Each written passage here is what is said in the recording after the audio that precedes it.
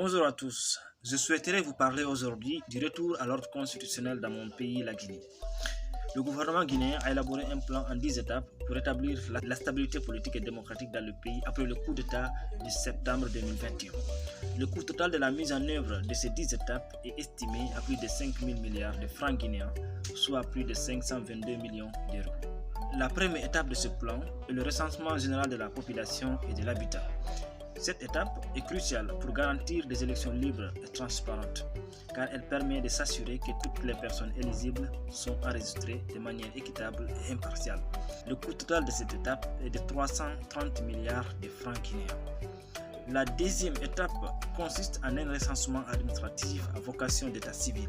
Il s'agit de mettre en place un système d'état civil fiable à jour permettant de s'assurer que les électeurs potentiels sont correctement identifiés et inscrits. Cette étape coûtera 399 milliards. La troisième étape est l'établissement du fichier électoral. Il s'agit de créer un registre électoral précis et fiable qui servira de base pour l'organisation des élections à venir. Cette étape est estimée à plus de 592 milliards de francs guinéens. La quatrième étape consiste en l'élaboration et la vulgarisation de la nouvelle constitution guinéenne.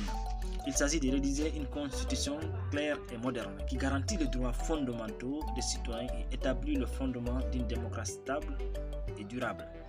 Cette étape, selon le gouvernement, va coûter 470 milliards de nos francs. La sixième étape consiste en l'élaboration de lois organiques.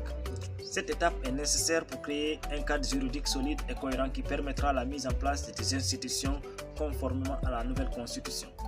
Le coût total de cette étape est estimé à 253 milliards de francs guinéens. La septième étape est l'organisation des élections locales. Il s'agit d'organiser des élections pour les collectivités locales afin de garantir une représentation démocratique à tous les niveaux du gouvernement. Cette étape est estimée à 437 milliards de nos francs. La huitième étape est l'organisation des élections législatives. Il s'agit d'élire les membres de l'Assemblée nationale conformément à la nouvelle constitution. Cette étape coûtera 635 milliards de francs guinéens. L'avant-dernière étape est la mise en place des institutions issues de la nouvelle constitution. Cette étape est essentielle pour garantir que les institutions démocratiques fonctionnent de manière efficace et transparente. Le coût global de cette étape est estimé à 463 milliards de francs guinéens. Enfin, la dixième étape est l'organisation de l'élection présidentielle. Cette étape est cruciale pour l'établissement d'un leadership légitime et démocratique à la tête du pays. Le coût total de cette étape est estimé à 749 milliards de francs guinéens. Bien que le coût de ces 10 étapes soit élevé, le gouvernement guinéen a rassuré la population en sollicitant l'aide de ses partenaires pour la mise en œuvre de ce plan. Il a également promis de respecter le délai de 24 mois arrêté conjointement avec la CEDEAO pour la mise en place de ces réformes.